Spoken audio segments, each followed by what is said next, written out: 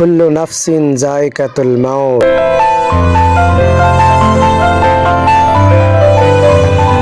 অর্থাৎ every soul shall taste death. যদি আরেকটু স্বাভাবিক করে বলি তাহলে death is common to all. যদিও আমরা স্বাভাবিকভাবে বলে ফেলি যে মৃত্যু একটি স্বাভাবিক বিষয়, কিন্তু নিজের ক্ষেত্রে স্বাভাবিক হবে নাকি অস্বাভাবিক হবে সেটি সময় বলে দিবে। মুসলিম হিসেবে আমরা সবাই মহান আল্লাহর কাছে ক্ষমা প্রার্থী এবং মহান আল্লাহ আমাদের সবাইকে জান্নাতবাসী করুক, আমিন।